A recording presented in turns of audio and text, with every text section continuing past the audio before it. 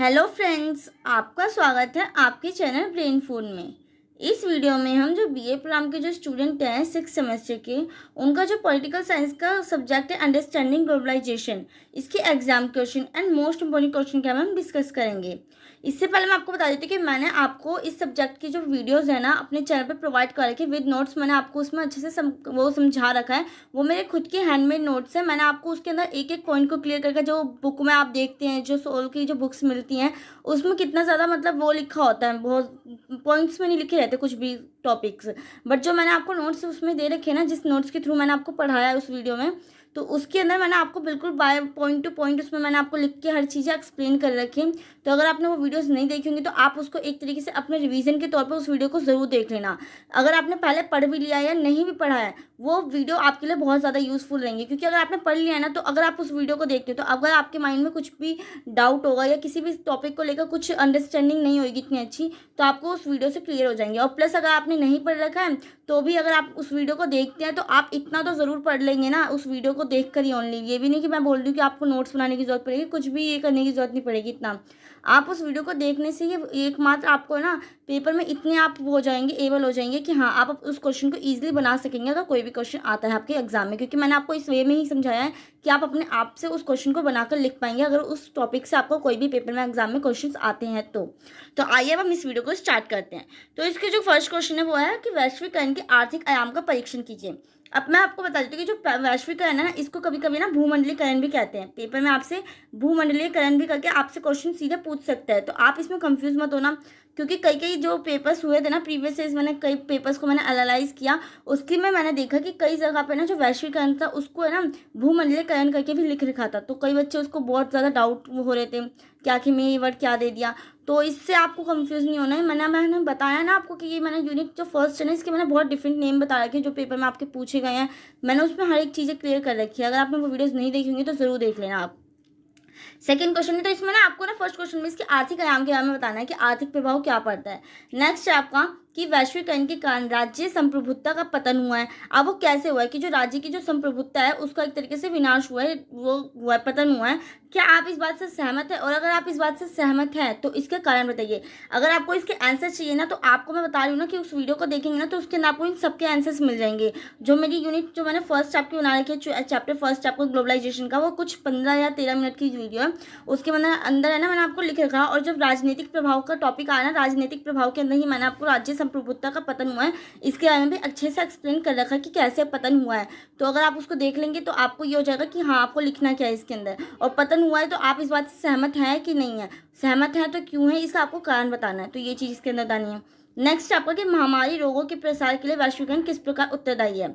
इसके अंदर महामारी के लिए कैसे वैश्वीकरण, अब आपने देखा था कि कोरोना आया था, तो कोरोना किस वजह से पूरी उसमें फैल गया था, वर्ल्ड में फैल गया था। क्यों फैल गया था? क्योंकि लोगों की क्या थी, आवाजाही थी। और वैश्वीकरण का मतलब ही क्या होता है कि लोगों का एक तरीके से आवाजाही होना, आदान प्रदान विचारों का, सेवाओं का, इन सब का आदान प्रदान होता है। वैश्वीकरण का मतलब यही चीज़ तो होता है ना। अगर हम लोकल लैंग्वेज में बोले तो यही चीज़ है। तो इसके कारण महामारी का प्रसार कैसे हो रहा है? तो ये इसी कारण से तो हो रहा है ना कि लोग इधर से उधर आवागमन कर रहे हैं। तो उसके कारण क्या हो रहा है कि अगर एक मतलब पर्सन में अगर कोई बीमारी है, जैसे कोरोना ही फैल गया था, कैसे था कि जो चीन के एक मतलब व्यक्ति में होगा कोरोना, तो वो अदर स्टेट में गया था, कहीं और गया था, तो वो वहाँ पे उसने क्या करा, वहाँ पे जाके वो रहा कुछ दिन, तो उसके थ्रू क्या हो गया था, दूसरे लोगों में वो महामारी फैल गई थी। फिर वो बंदा कहीं और गया था, वो पर्सन कहीं और गया था, तो उससे दूसरे पर्सन में, तीसरे पर्सन में, इस टाइप से क्या हो गया था, पूरे वर्ल्ड में वो महामारी फैल गई थी। तो इसके अंदर भी यही चीज़ आपको बतानी थी कि महामारी रोगों के प्रसार के लिए वैश्वीकरण किस प्रकार के लिए उत्तरदायी है। तो अब आप इसको अच्छे से एक्सप्लेन करेंगे, आई होप। नेक्स्ट आपका क्वेश्चन 4 कि पर्यावरण के मुद्दे अंतर्राष्ट्रीय एजेंडे पे क्यों दिखते हैं, कि जो पर्यावरण है उसका जो मुद्दा है वो आखिर में जो हमारे इंटरनेशनल एजेंडे पे ऐसा क्यों दिखते हैं। क्योंकि आप देखते हैं कि जो हमारे पर्यावरण की जो समस्या है वो हमारे भारत के लिए कितनी ज़्यादा एक तरीके से सीरियस है। हमारे जो भारत में पर्यावरण को लेकर बहुत ज़्यादा मतलब वो रहता है, कुछ कार्यक्रम बनाए जाते, वो परियोजनाएँ बनाई जाती कि हाँ इससे क्या पर्यावरण को वो रखा जाए, दूषित ना होने दिया जाए, जो शुद्ध रखा जाए पर्यावरण को। तो मतलब इस टाइप से आपने देखा कि कितने एजेंडे, इसलिए बोला है ना कि क्यों जो हमारे पर्यावरण के जो मुद्दे हैं वो अंतर्राष्ट्रीय एजेंडे पर दिखते हैं।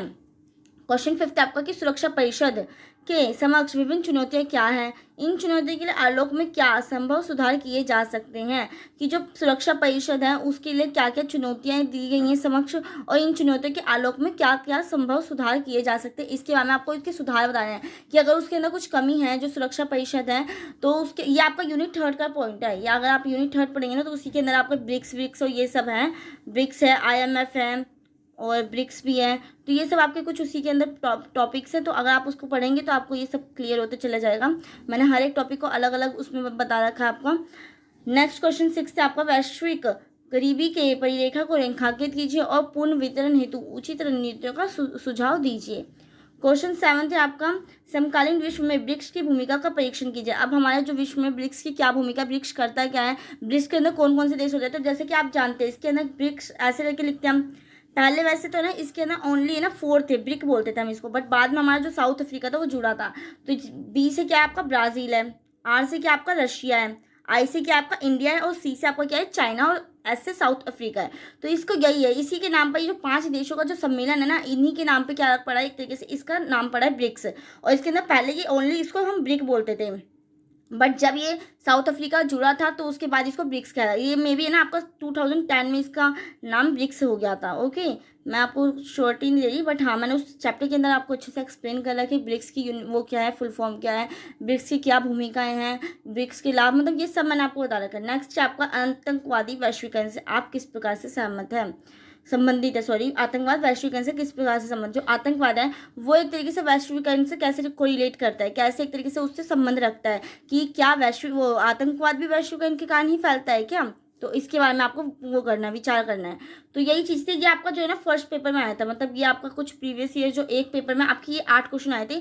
इसके अंदर आपने देखा कि शॉर्ट नोट आपको नहीं देखने को मिला था। शॉर्ट नोट वैसे आते हैं, और जो शॉर्ट नोट का जो पॉइंट होता है ना वो आता है ना तो बहुत ज़्यादा यूजफुल रहता है। अगर आपने बाकी एग्जाम में देखा होगा तो कुछ आपका एक क्वेश्चन होता है जो 15 मार्क्स का होता है, जो उसमें ना 4 पॉइंट लिखे होते हैं, 1, 2 और 3 और 4। इनमें से आपको कुछ 2 पॉइंट्स करने होते हैं, या तो आप 1, 2 कर लें, या तो 2, 3 कर लें, या तो 3, 4 कर लें, या 4, 1 कर लें। इस टाइप से आपको करना होता है।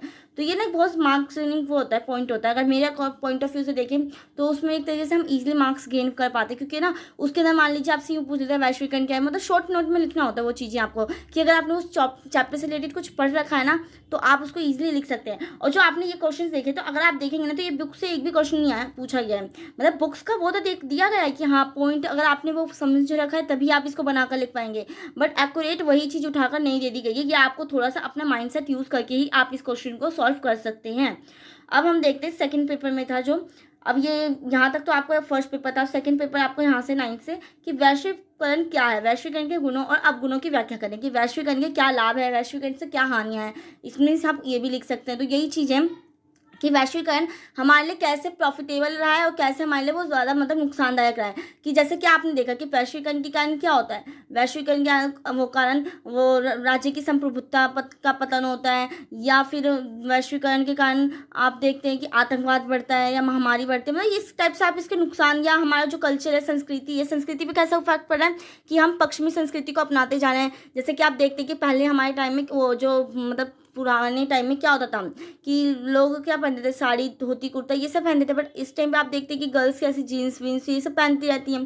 तो ये क्या है, हमारा पश्चिमी, तो हमारा क्या करे, तो हमारी संस्कृति का विनाश हो रहा है। तो आप इसके अवगुणों में ये भी लिख सकते हैं, और जो गुण लिखेंगे उसके अंदर आप ये लिख सकते हैं कि वैश्वीकरण के कारण हमारे जो देश है उसके अंदर नई नई तकनीकें आ रही हैं, नई नई मतलब लोगों की सोच वो हो रही है, मतलब और ज़्यादा से ज़्यादा हम क्या कर रहे हैं, टेक्नोलॉजी में आगे बढ़ रहे हैं, दवाइयों का विस्तार हो रहा है, मतलब इस टाइप से आप देखते हैं कि कितनी ज़्यादा हमारी मेडिकल फैसिलिटीज़ देख लीजिए आप, ये टेक्नोलॉजी की फैसिलिटीज़ देख लीजिए, या कंप्यूटर, मतलब हर एक साइंस की फील्ड में देख लीजिए, कहीं पे भी आपका क्या हो रहा है, वैश्वीकरण के कारण ही तो बढ़ोतरी हो रही है ना। तो आपको इसके दोनों पॉइंट्स लिखने हैं, आपको इसका क्या लिखना है, बून और बैन दोनों के दोनों लिखने हैं। तो अगर आपने देख लिया अब इसके अंदर आपको क्या लिखना है, मैंने आपको थोड़ा थोड़ा एक्सप्लेन कर रही हूँ, बट मैंने आपको चैप्टर के अंदर बहुत अच्छे से एक्सप्लेन कर रखा है, इसलिए मैं आपको यहाँ पे इतना ज़्यादा एक्सप्लेन नहीं कर रही हूँ।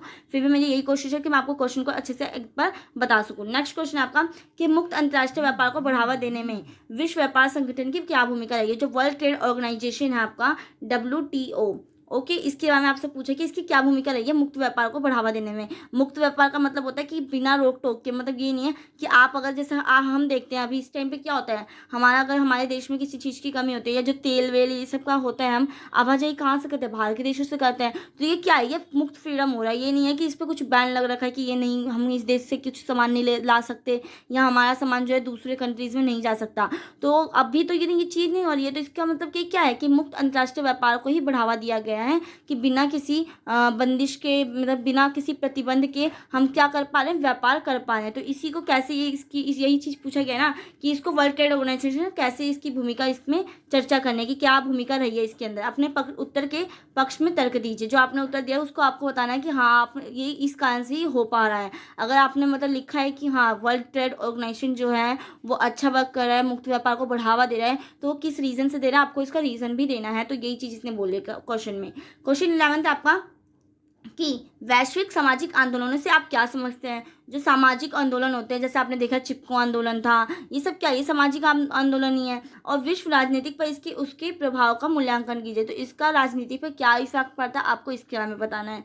क्वेश्चन 12 है आपका कि मानव प्रवास पर वैश्वीकरण का क्या प्रभाव रहा है। अब जो मानव है, जो मनुष्य हैं, वो इधर से उधर क्या कर रहे हैं, प्रवास कर रहे हैं, मतलब एक देश से दूसरे देश में जाकर बस रहे हैं, या एक दूसरे देश में क्या कर पा रहे हैं, आवाजाही कर पा रहे हैं। तो इसका एक तरीके से वैश्वीकरण ने इस पर भी कोई इफेक्ट डाला है। इसके बारे में आपको बताना है कि मानव प्रवास पर वैश्वीकरण का क्या प्रभाव है, कि इसका क्या इफेक्ट है वैश्वीकरण का। और समकालीन विश्व में मानव प्रवास के विभिन्न कारणों की व्याख्या कीजिए। किस कारण से जो हमारे देश में वो कॉन्टेम्परेरी वर्ल्ड में कैसे जो हमारा मानव प्रवास हो रहा है, वो उनके कारणों की व्याख्या करें। किन किन कारणों से जो मनुष्य है वो एक जगह से दूसरी जगह आवाजाही करता है। तो ये इन कारणों के बारे में आपको एक एक पॉइंट को लिखना होगा, उसको अच्छे से डिफाइन करना होगा। ये सब कॉमन क्वेश्चन है। अगर आपको मतलब प्रवास का मतलब पता है, मान लीजिए अगर आपने कुछ नहीं पढ़ रखा, सिर्फ ओनली आपको ये पता है कि वैश्वीकरण होता क्या है, ठीक है।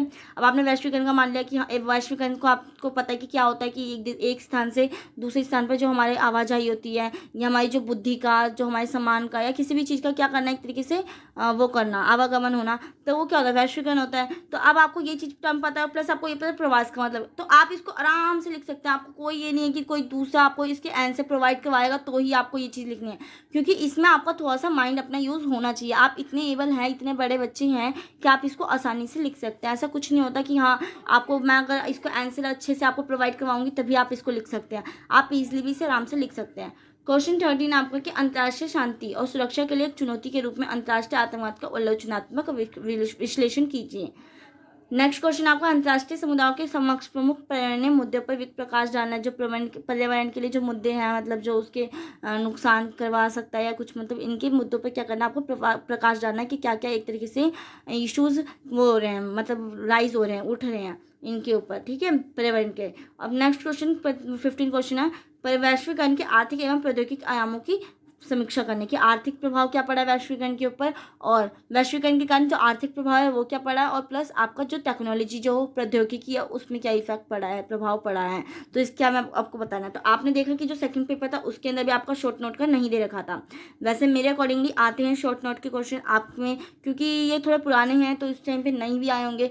बट हाँ, कहीं कहीं पे अगर आप अदर सब्जेक्ट के पेपर्स देखे ना उठा के, तो हर एक पेपर में आपने देखा होगा कि शॉर्ट नोट का क्वेश्चन ज़रूर से ज़रूर दिया ही हुआ है। तो ये बहुत ज़्यादा अच्छा होता है, मतलब एक यूज़फुल रहता है। तो आई होप आपको ये वीडियो अच्छी लगी होगी, और आप इन क्वेश्चनों पे देख लेना कि किस किस टाइप से क्वेश्चन, किस चैप्टर से ज़्यादा क्वेश्चन पूछे गए हैं, जिससे कि आप अपने पेपर में उस एक्सरसाइज को और अच्छे से करके जा पाएँ। तो ये आपके लिए यूज़फुल रहेगा। तो थैंक यू सो मच इस वीडियो को एंड तक देखने के लिए। अब हम मिलते हैं नेक्स्ट वीडियो में, जब तक के लिए बाय।